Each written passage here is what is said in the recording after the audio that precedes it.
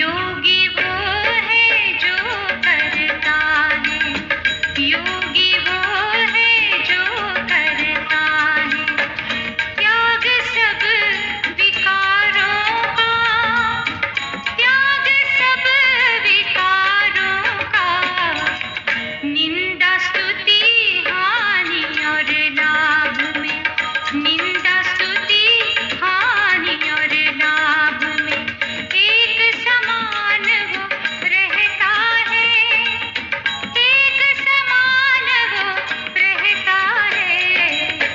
योगी प्रभु का प्यारा है, योगी प्रभु का प्यारा है।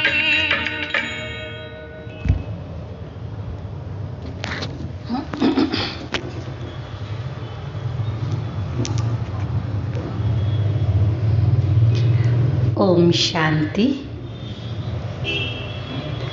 आज का विषय है 84 जन्मों की कहानी। अब प्रश्न खड़ा होता है 84 जन्म या 84 लाख योनि। अब तक जो आप लोगों ने सुना है वो 84 लाख योनि के बारे में सुना है। कहा गया है जो मनुष्य अच्छे काम करता है उसे मोक्ष मिल जाता है, और अगर कोई मनुष्य पाप करता है तो किए हुए पाप कर्मों का फल भोगने के लिए 84 लाख योनि में जाना पड़ता है। यही सुना है कि और कुछ सुना है? यही सुना है ना। इस विषय में आपकी क्या मान्यता है? क्योंकि ये कहा गया है अच्छे कर्म किए, पुण्य किए तो मृत्यु के बाद मोक्ष मिल जाएगा, पाप किए तो मृत्यु के बाद पशु योनि में 84 लाख जन्म लेने पड़ेंगे। इस विषय में आपकी क्या मान्यता है?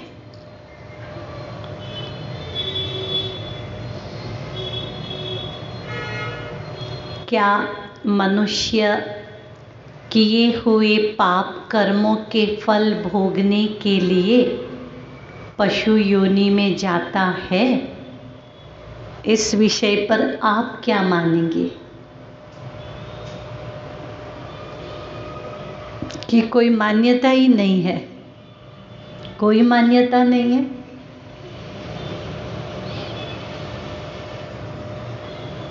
अच्छा, हम समझते हैं इस विषय को। हमारे जितने भी पुस्तक, शास्त्र या कुछ भी हैं वो धर्म पिताओं ने स्वयं नहीं लिखे हैं।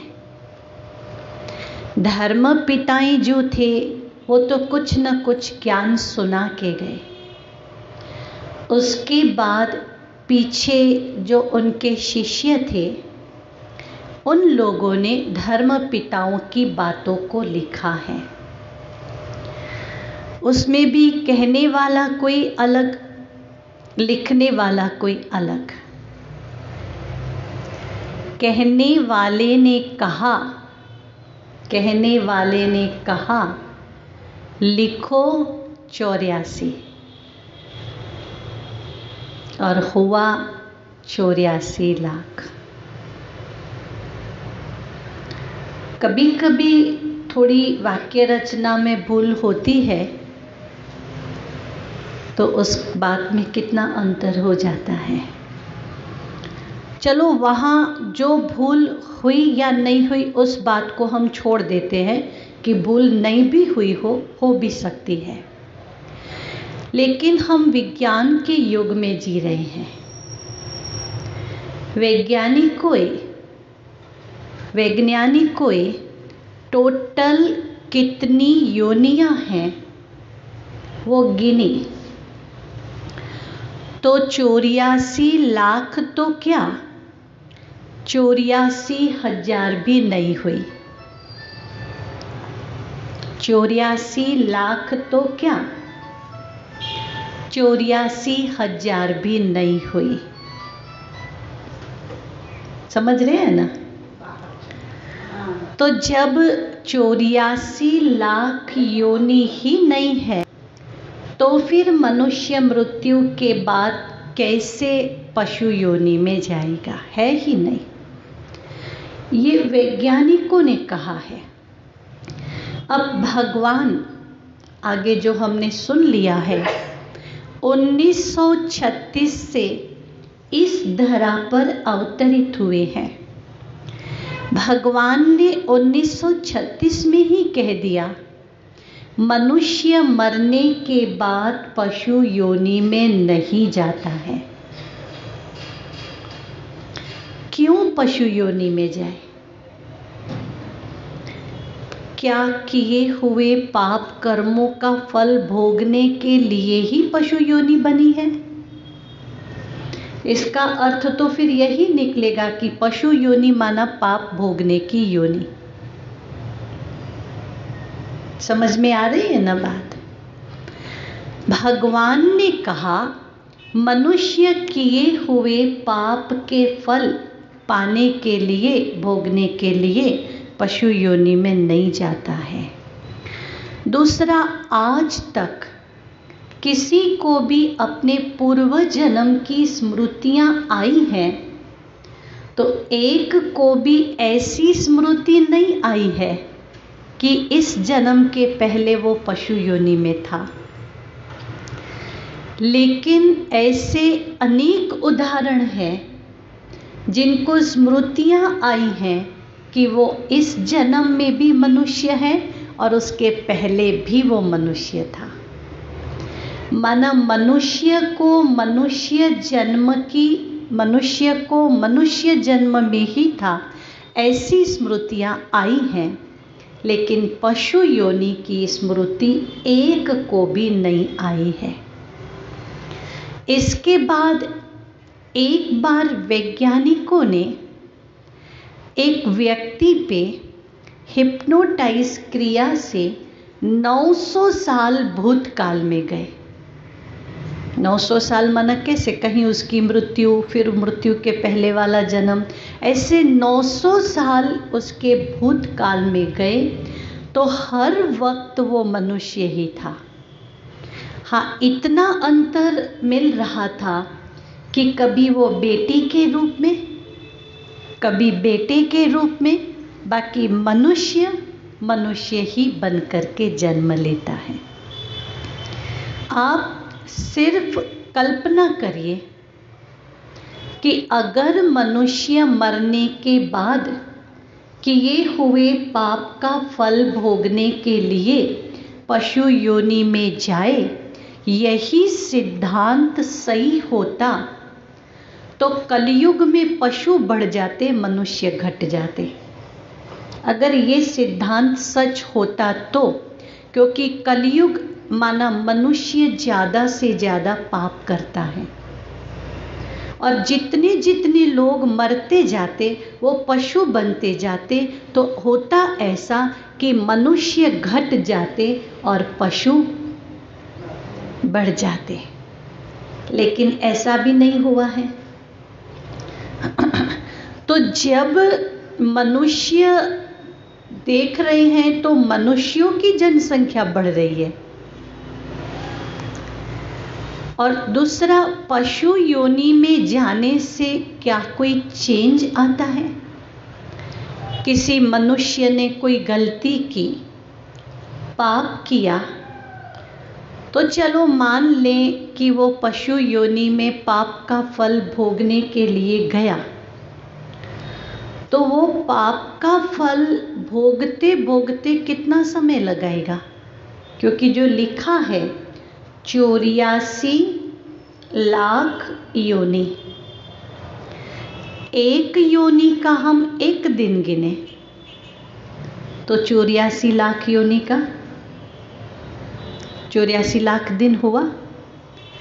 तो एक मनुष्य जिसने पाप किया वो पशु योनि में गया, और वो पशु योनि से फिर से मनुष्य योनि में कब आएगा? एक योनि का हम एक ही दिन भी गिन रहे हैं तो 84 लाख दिनों के बाद सेट हो सकेगा मनुष्य योनि में? बिल्कुल नहीं। और अगर चलो फिर भी मान ले वो सच है कि 84 लाख दिन पशु योनि में जाके फिर मनुष्य बना, तो फिर इसका अर्थ ये हुआ कि उसने जो अपने जीवन में पाप किए थे वो तो सारे पशु योनि में पूरे हो गए, फिर मनुष्य बन के तो सुख होना चाहिए। वही सिद्धांत सत्य होता तो हम सब अपनी बात ले लें। आज हम मनुष्य हैं, इसके पहले कहाँ होंगे? कहाँ होंगे सोचिए? पशु योनि में होंगे। और पशु योनि में कितने साल भोग भोग करके अगर मनुष्य बने, तो आज कोई दुख आ रहा है, कोई टेंशन आ रहा है, कोई बात आ रही है, कोई परिस्थिति आ रही है, तो वो कब की है?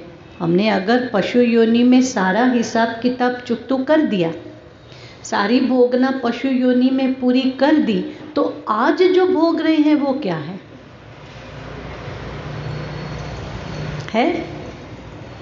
मुझे किसी के भी घर की पर्सनल हिस्ट्री पता नहीं है। अब तक भी मुझे नाम भी पूरे पूछती जरूर हूँ नाम, लेकिन सबके तो याद नहीं रहते हैं। लेकिन आप सब किसी न किसी समस्या के बीच में हैं या नहीं हैं? हो सकता है हर एक की समस्या अलग है, लेकिन सबको अपनी समस्या तो बड़ी लग ही रही है, लग रही है। अब सबसे पूछा जाए तो आप कहेंगे मेरे जैसा दुखी, कहेंगे मेरे जितना टेंशन किसी को नहीं है, मेरे जैसी तकलीफ किसी को नहीं है। जिसको फाइनेंशियल तकलीफ होती है वो कहते हैं ऐसी तकलीफ तो कभी किसी को नहीं आनी चाहिए। जिसको बहुत पैसा है लेकिन परिवार में स्वभाव संस्कार का टकराव है, वो कहेंगे गरीब होते तो अच्छा, सिंपल खाते, लेकिन परिवार तो अच्छा होना चाहिए। ये तो क्या परिवार ही अच्छा नहीं है? तंदुरुस्ती अच्छी नहीं है तो वो कहते दूसरा सब तो सहन हो जाता है, लेकिन शरीर तो अच्छा होना चाहिए। माना जो समस्या हमारे पास है वो बड़ी लगती है। हर व्यक्ति को अपनी समस्या बड़ी लगती है। तो पशु योनि में जाना, भोगना, मनुष्य योनि में 84 लाख योनि के बाद आना, ये पॉसिबल नहीं है। विज्ञान के हिसाब से, भगवान के हिसाब से, और हम सब अपनी समझ के आधार से अगर सोचें तो पशु योनि में कोई जा नहीं सकता है।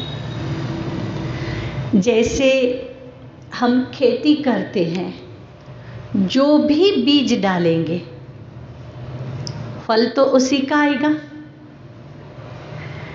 वो आम उगाएंगे तो आम उगेगा, ऐसे तो नहीं कि आम के आकार का और कुछ उग गया।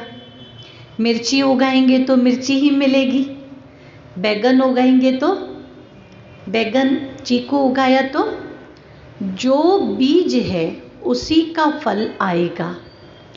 इसी प्रकार से आत्मा मनुष्य शरीर में रहती है तो दूसरे जन्म में वो मनुष्य शरीर ही चाहेगी। आज हमारा किसी से बहुत अच्छा बनता है, उसके बिना हमें अच्छा ही नहीं लगता।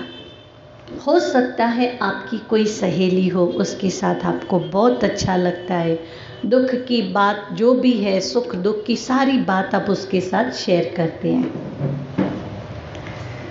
जो भी आपकी मन की बात हो, तो कभी कभी क्या मुख से निकलता है कि हम लोग तो पिछले जन्म में जैसे सगी बहनें जैसे ही थे। कभी ऐसे निकला पिछले जन्म में जानवर थे? कहीं नहीं बनता है और एक परिवार में आके इकट्ठे हुए हैं। कौन जाने पिछले जन्म के कौन से हिसाब किताब हैं जो यहाँ आके इकट्ठे हुए हैं। निकलता है कि नहीं मुख से? और ये सच है, आपने किसी से पैसा लिया है, 1 लाख 2 लाख 5 लाख, पैसे देने का समय आएगा, आप समय पर उसको पैसे नहीं लौटाएंगे तो वो किसी न किसी तरह से आपका घर ढूंढेगा, क्योंकि किसी को कुछ लेना और देना बाकी है। वो है पैसों का गणित और ये है कर्मों का गणित। कर्म अपने फल को ढूंढ ही लेता है कि मेरा इस व्यक्ति के साथ इतना हिसाब किताब बाकी है, तो दूसरे जन्म में वो आत्मा उस घर में जन्म लेती है। अब दोनों प्रकार के हिसाब किताब होते हैं, लेना और देना। कोई हमारे अच्छे कर्मों के आधार से परिवार का सदस्य बना है तो बहुत अच्छा लगता है, लेकिन कुछ गड़बड़ वाला होता है और वो हमसे मिलता है तो पहले से ही खटपट होती है। तो इस प्रकार से 84 लाख जन्म तो है ही नहीं। कहानी है 84 जन्मों की। एक लड़का था, बहुत सुंदर चित्र बनाना जानता था। एक बार लड़का बैठे बैठे ऐसे मन में सोच रहा है कि मैं ऐसा एक चित्र बनाऊं जो आज तक किसी ने चित्र नहीं बनाया है। किसी बने हुए चित्र को देख के मुझे चित्र नहीं बनाना है, लेकिन एक नया ही सीन देख के मैं चित्र बनाऊंगा। तो उसने क्या किया, एक बहुत अच्छा कागज और पेन लेके घर से निकला कि जो दृश्य मुझे अच्छा लगेगा उसका चित्र मैं बनाऊंगा। घर से निकला, शहर में इधर उधर होटलों में पता नहीं कितनी जगह पर गया। घूमते घूमते घूमते अलग अलग जगह पर जाते जाते अरे बड़े बड़े शहरों में 5 स्टार होटल में अनेक जगह पे गया, लेकिन सब कॉमन लगा कि ये तो सब कुछ सबने बनाए हुए हैं। जाते जाते एक गांव का भी अंदर दूसरा छोटा गांव था, थोड़े से घर थे, सब घर बिल्कुल सिंपल।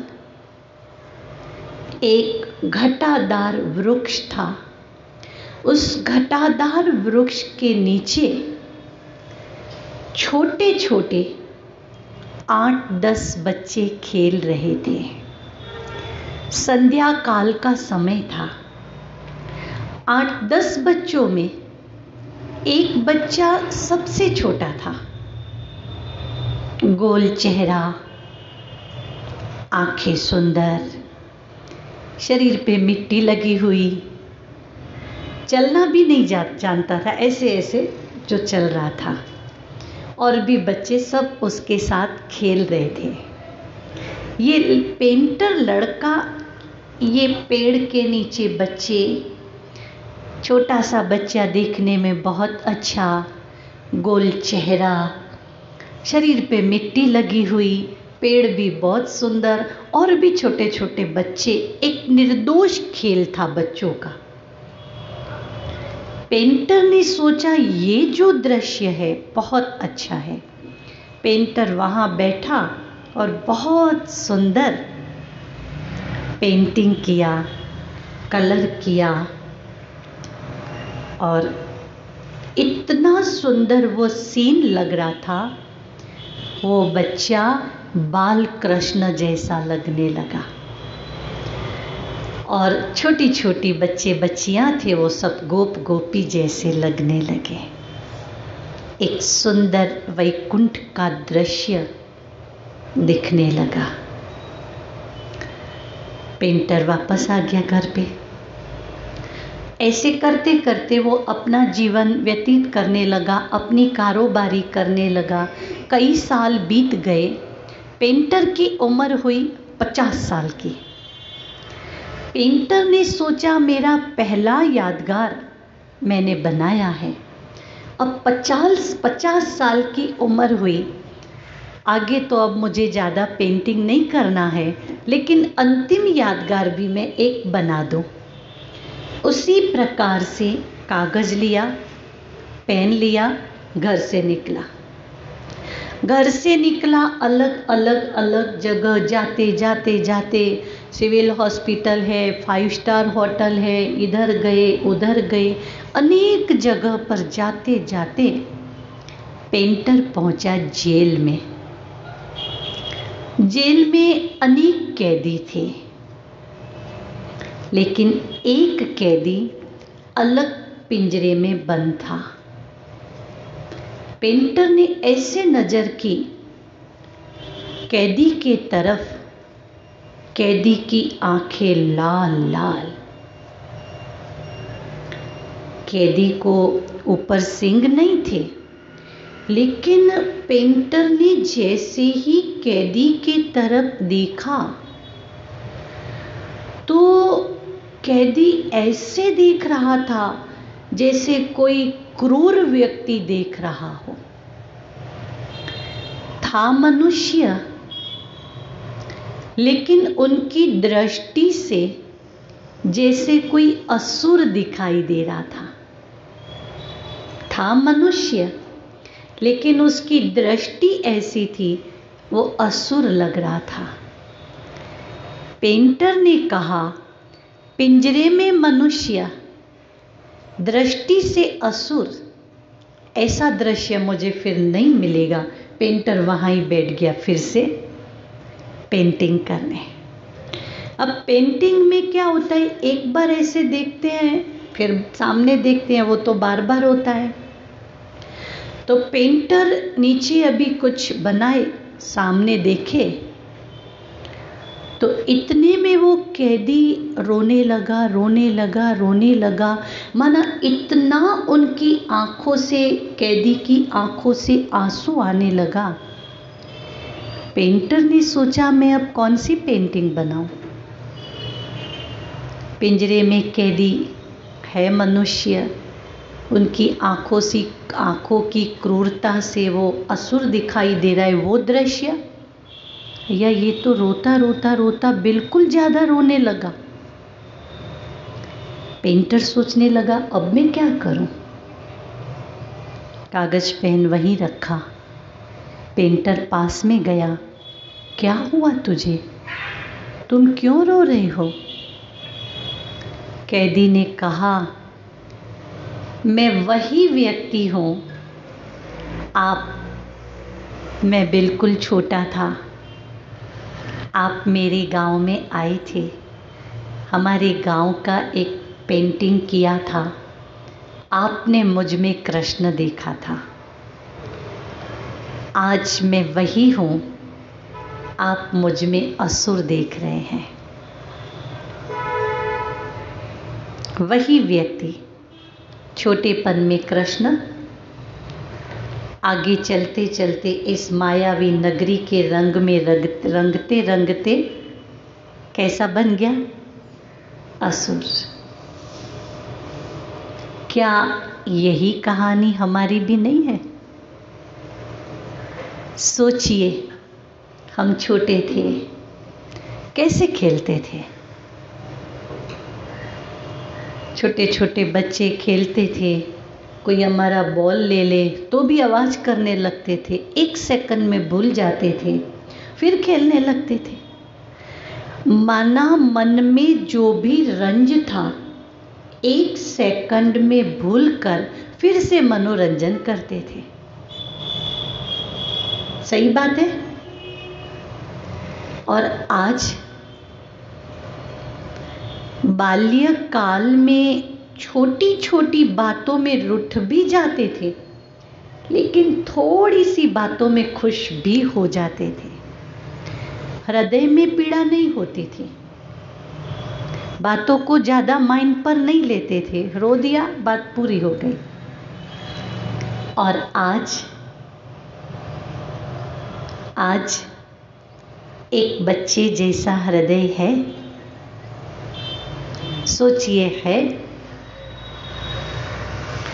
10-15 साल पहले वाली बातें भी हमने रखी हैं।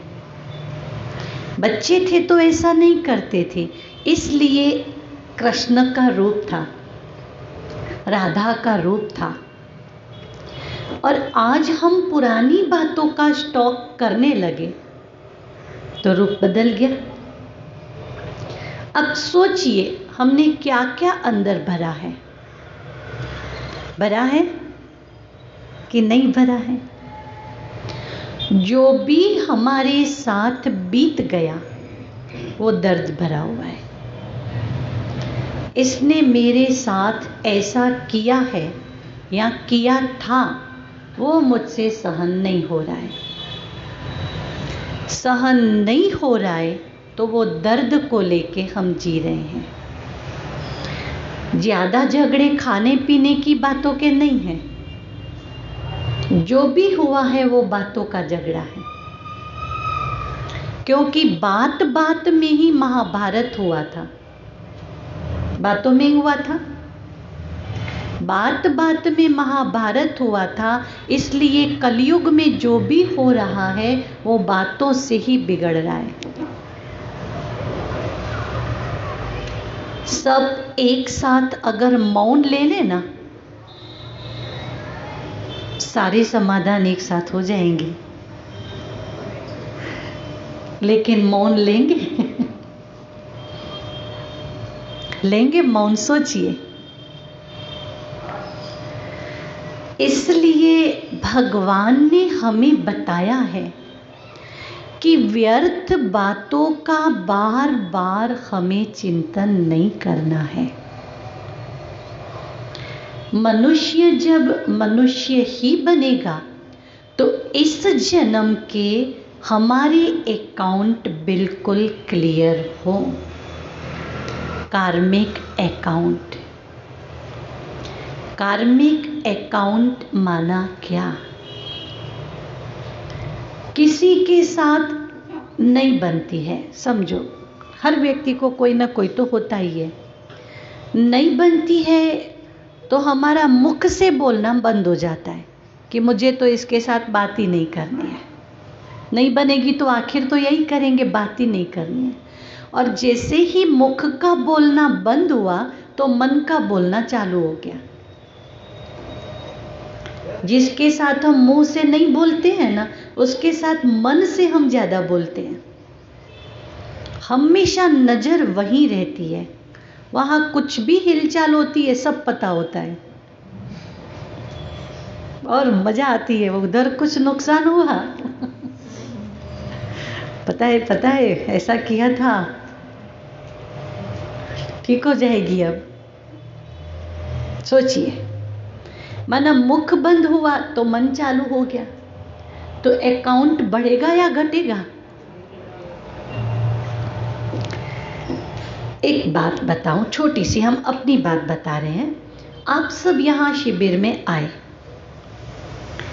1 घंटे की शिविर के बाद मेरा आपसे ही कुछ बिगड़ गया, बोलने में, बोल चाल में, या मुझे पता नहीं रहा, लेकिन आपको कुछ बुरा लग गया। दूसरे दिन आप कहेंगे कि आज तो हमें शिविर में जाना नहीं है। दूसरे दिन आप शिविर में, बुरा लगा तो चलो नहीं आए। फिर किसी ने कहा चलो ये तो चलता रहता है, ज्ञान तो सुन ले, फिर आपको लेके आए। तीसरे दिन जैसे ही आप आएंगे थोड़ा फेस तो अलग होगा। माना जहाँ से पूर्णा होती हुई 1 दिन, 2 दिन, 3 दिन के बाद भी आप आएंगे, शुरुआत तो वहीं से होगी। दूसरा एग्जाम्पल, 31 मार्च को बैंक का अकाउंट क्लियर किया, रात के 12 बजे तक चलता है। 31 मार्च जो भी बैंक का बैलेंस था, 1 अप्रैल को बैंक खुली तो 31 मार्च का बैलेंस 1 अप्रैल का बैलेंस दोनों समान था। माना लास्ट और फर्स्ट समान होता है, होगा। रात को घर में झगड़ा हुआ है, सुबह को असर होगी या नहीं होगी? सुबह को उसकी असर होगी, फिर बोलते बोलते बात सुधर गई तो शाम को फिर नहीं होगी, लेकिन रात को बिगड़ा तो सुबह को असर होगी। माना लास्ट की असर शुरुआत पर होगी ही। इसी प्रकार से दिवाली पे काली चौदस और दिवाली के दिन अकाउंट क्लियर करते हैं, लेकिन कर्ज ही 50 लाख का है और है 10 लाख, तो 10 लाख लो, बाकी फिर से नए साल में जब पॉसिबल होगा 40 लाख का अकाउंट बाकी रहेगा। तो नया साल होते भी पुराना अकाउंट तो आता है। एक जन्म नहीं तो दूसरा जन्म, दूसरा जन्म नहीं तो तीसरे जन्म में अकाउंट तो क्लियर करने ही पड़ते हैं, करने पड़ेंगे या नहीं? जिसके साथ आपका नहीं बन रहा है, आप उससे दूर हो गए, बात ही नहीं करनी है, नज़र वही है, आप वही नज़र रखेंगे, उसके घर जो भी हिलचाल होगा सब यहाँ पता चलेगा तुरंत। सबसे पहले जो नहीं बोल रहा है ना, उसको ही सब पता होगा, सब जानते होंगे वो। तो ये अकाउंट उसके साथ आपका बाकी है, इस जन्म में क्लियर नहीं करेंगे तो वो ऐसे रूप में आएगी कि आप अलग भी नहीं कर सकेंगे। देरानी जेठानी होगी तो चलो भी तुम अलग हम अलग, नज़र एक दूसरे पे रखी, चलो। दूसरे जन्म में कोई बेटी बन के आए, बेटा बन के आए तो क्या करेंगे? फिर क्लियर नहीं कर सकेंगे। इसलिए जितना हो सके हमें भगवान ने जो ज्ञान दिया उस मार्ग पर हम चलते रहें, चलते रहें, चलते रहें, ऑटोमेटिक इसी जन्म में हमारे अकाउंट क्लियर हो जाएंगे। और अगर किसी ने कुछ कहा तो भले, तुम्हारी मर्जी है, मुंह तो तुम्हारा ही था, मेरा मुख तो था नहीं। तुमने जो कुछ भी कहा अपने मुख से कहा, हम सुने न सुने, यहाँ एंट्री दे न दे, मेरी चाबी तो मेरे पास हो। माना भूल उनकी नहीं होती है, भूल हमारी होती है। उसने अपने मुख से 1-2 शब्दों का उच्चारण किया, मेरी यहाँ की चाबी और यहाँ की चाबी मेरे पास थी, मैंने कहा ये चाबी भी तुम ले लो। अब मैंने सुन भी लिया और मुझे दर्द भी हुआ, अब मैं इस बात को नहीं बोलूँगी क्योंकि चाबी तुमको दे दी है। अब वही बात इसने मुझे ऐसा कहा, मेरे तो दिल में दर्द हो गया है।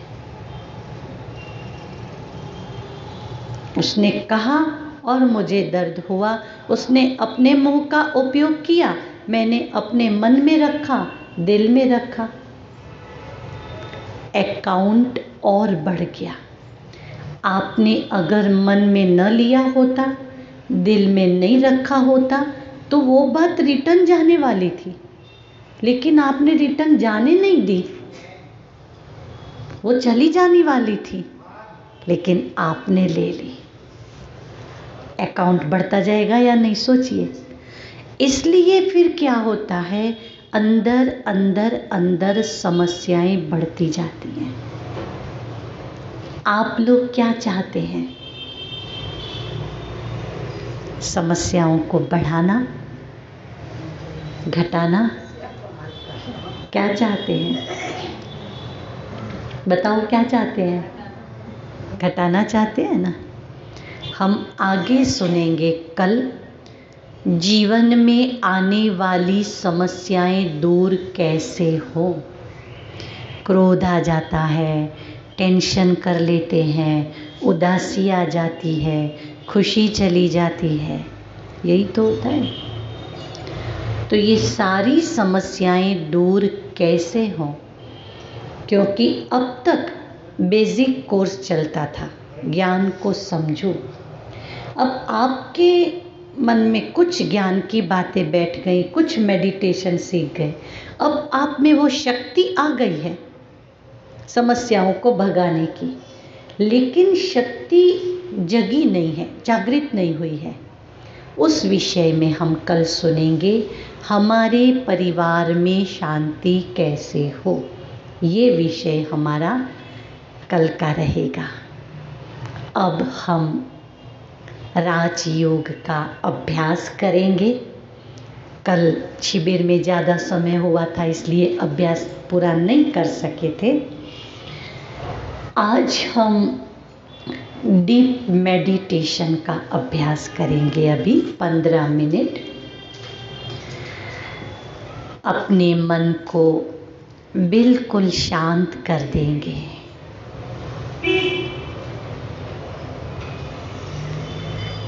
मन बिल्कुल शांत,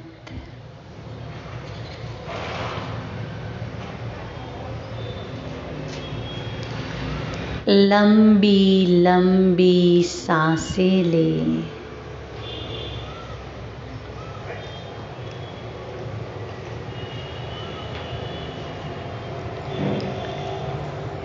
एक संकल्प करें,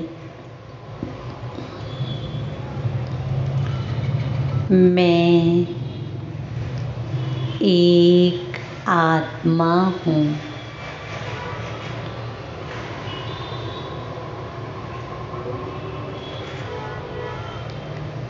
इस शरीर को चलाने वाली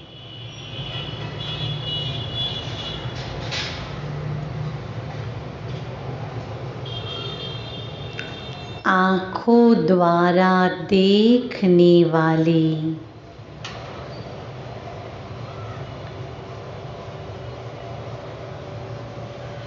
कानों द्वारा सुनने वाली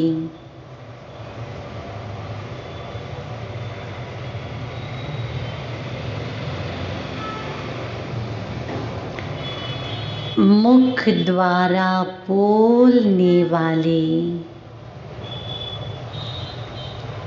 मैं आत्मा एक चेतन शक्ति हूँ।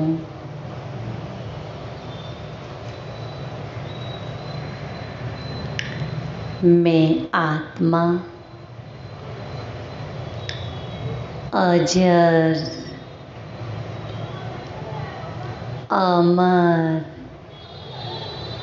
अविनाशी हूँ। मैं आत्मा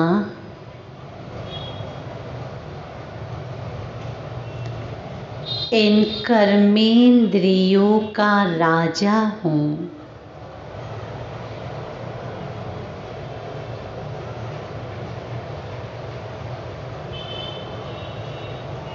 मैं आत्मा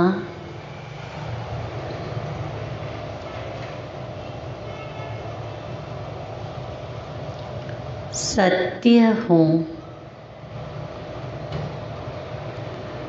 चैतन्य हूँ, प्रकाश स्वरूप हूँ।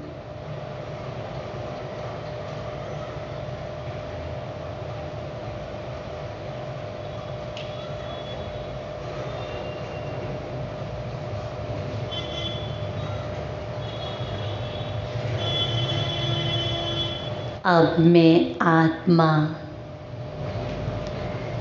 मन और बुद्धि से इस साकार दुनिया से ऊपर सूर्य चांद सितारों से भी ऊपर बहुत दूर ब्रह्मापुरी, विष्णुपुरी, शंकरपुरी से भी ऊपर बहुत दूर जहाँ शांति शांति है, जहाँ किसी भी प्रकार का आवाज नहीं है,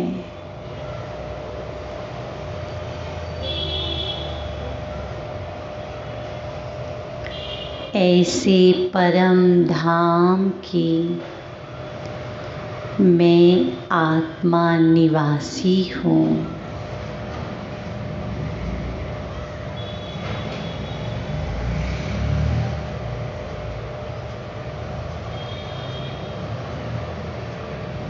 अब मैं आत्मा परम पिता परमात्मा शिव बाबा के सानिध्य में पहुँच गई हूँ।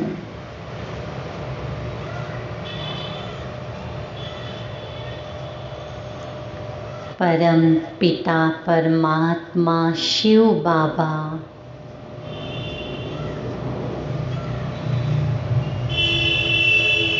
आप शांति के सागर हैं। मैं आत्मा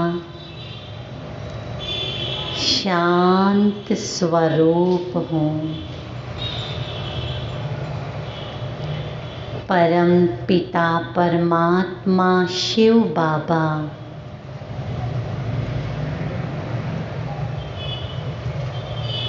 आप आनंद के सागर हैं। मैं आत्मा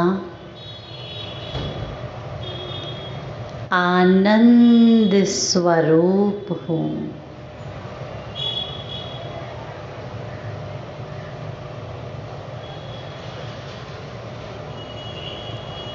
मीठे मीठे शिव बाबा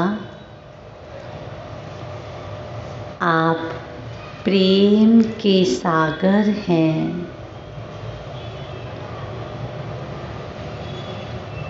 मैं आत्मा प्रेम स्वरूप हूँ।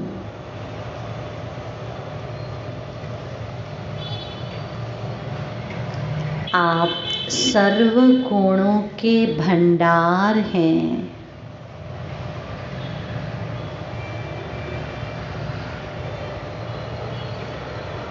मैं आत्मा सर्व गुणों से भरपूर बनती जा रही हूँ।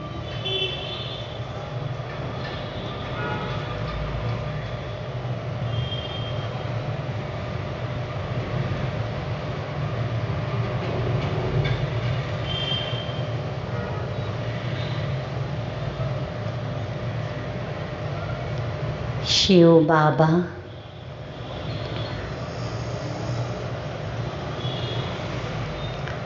जिस प्रकार सूर्य की किरणें समग्र सृष्टि पर फैल रही हैं, परम पिता परमात्मा शिव बाबा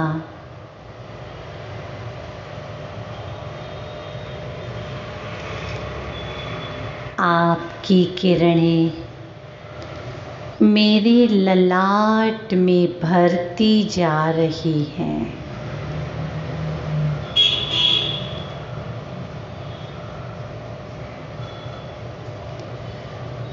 अब मैं आत्मा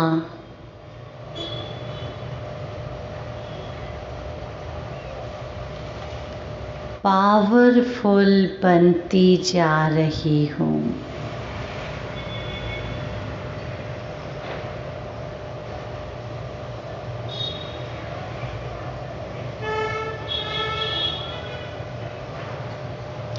मेरा मन बिल्कुल शांत होता जा रहा है। मैं आत्मा परमात्मा शक्तियों और वरदानों से भरपूर होती जा रही हूँ।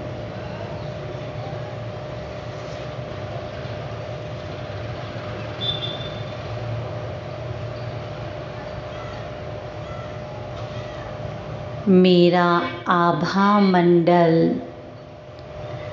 दूर दूर तक फैल रहा है।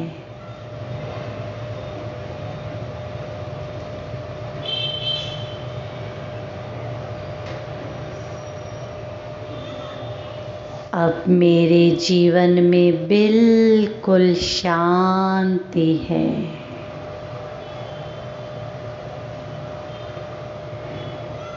मेरी चारों ओर शांति शांति है।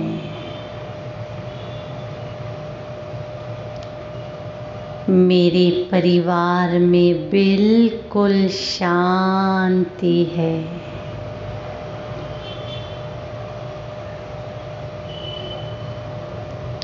परमात्मा शक्तियों से भरपूर आत्मा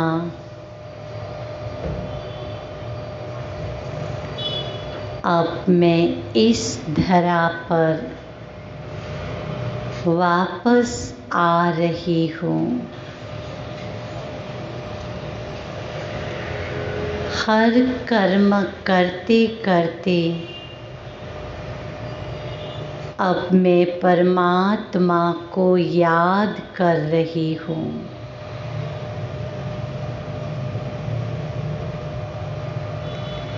मेरा जीवन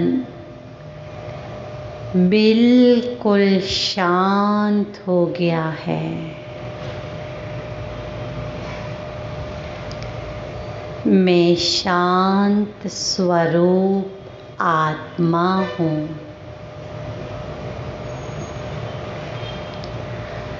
मैं शांत स्वरूप आत्मा हूँ।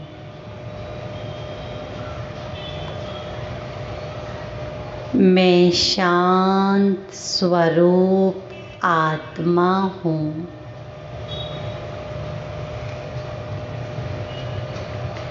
मैं शांत स्वरूप आत्मा हूँ। मैं शांत स्वरूप आत्मा हूँ।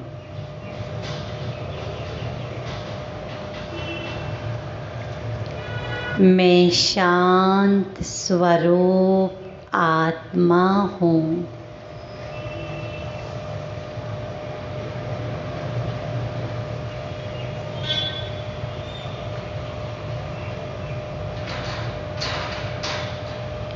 ओम शांति।